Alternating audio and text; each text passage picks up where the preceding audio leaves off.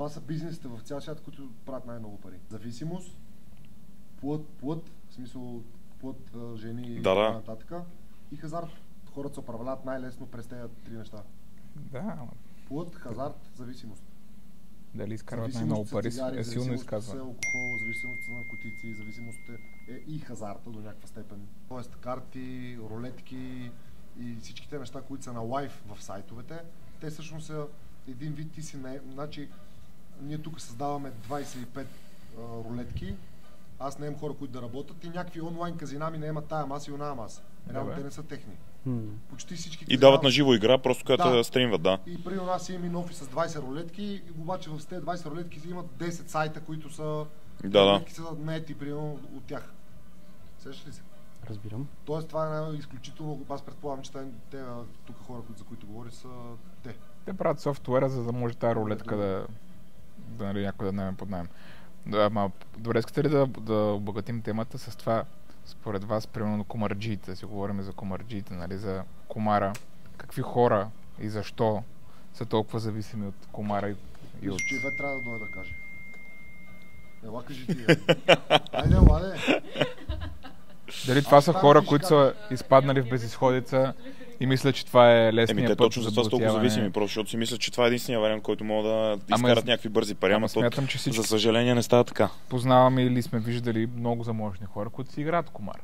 Да, но по принцип аз знам, че комар е за богатите. Има логика. Докато не им свършат парите. Има много такива случаи. Да, има със сигурност. Да, има много такива случаи на хора, дето много рязко пропадат. Въпрос какъв ти беше всъщност? За комар като цяло. В кои хора играят комар? Ама, аз не знам, комара може да се нарече всичко. Твоята работа, която ти имаш и всеки... Добре, кои хора ходят в казиното? Да, това е по-точен въпрос. И какво се надяват те да извлечат от в тяхното влизане в казиното? Мистерията според мен.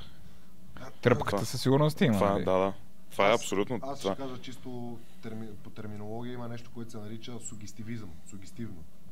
Това е едно качество на мозъка, което те кара да се припознаваш в някакви неща, които си достигнал почти, мозъка се припознава в тях и почва да ти дава импулси, че това нещо ще се случи за тебе следващия път и те кара да го правиш пак.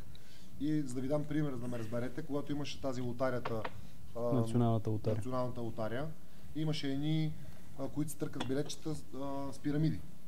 Нали, горе има една цифра, 2, 3, 4, 5. И реално трябва на един ред да ти се паднат всичките цифри. Аз съм търкал такива билетчета, вие също сте търкали. Ако се замислите, примерно долу на 5 цифри, ти търкаш и ти излиза 4. 4 числа ти трябва. И последното за малко. Не. И ти си казваш, за едно число. Ето това нещо се нарича сугестивизъм, защото ти се самонавиваш, че още малко ти трябва и това нещо те кара да се върнеш пак, защото ти вече си с подсъзнанието, че още малко, утре ще стане. Това си е чиста психология. Вие играли ли сте комар? Аз съм играл казино, да. И аз съм играл. Не много, но съм играл.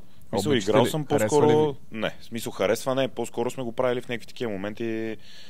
Като какво правим, сме решили да отидем след дискотека, примерно. Печелил ли си? Да, печелил съм. Печелил съм, а не съм отишъл с идеята да спечеля. Да. Тоест, да си загубил от това, което си влязал, няма толкова много да ти е гадно. Аз не съм влезнал с идеята, че ще издумкам 10 бона, примерно в казиното. Аз съм влезнал така да го направя чисто за тръпката. И съм карал някакви пари, които съм преценил, че мога да ги прежала, ако нещо стане. Нали, не съм си изхвърлял с някакви... При мен казиното само ме отказа от него. Нали, по принцип има една такава неписано правило, че нали, казиното като ти вземат личната карта, ти запишат нали, данните и винаги по някакъв начин нали, има някакви схеми, където хуже да ти пусне, за да може да те зариби по някакъв начин. Да. Обаче при мен все така се е случвало, че аз да рече отивам вкарам 20 лея и с някой друг мой приятел.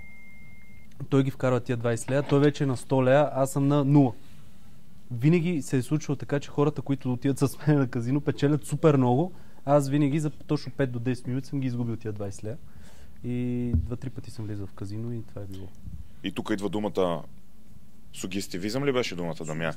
Сугестивизъм, да. Виждаш го твоя приятел как печели 100 лева и ти си викаш малко не ми трябваше, ще вкарам още 100, ще вкарам още 100 лева. Да, по 100 приятел и влиза на партия с още 20 лева и след това и аз ги загубвам, той направи още 2 пъти повече. Така е. Ама в крайна сметка Да, при мен явно просто аз нямам такъв късмет за такива неща.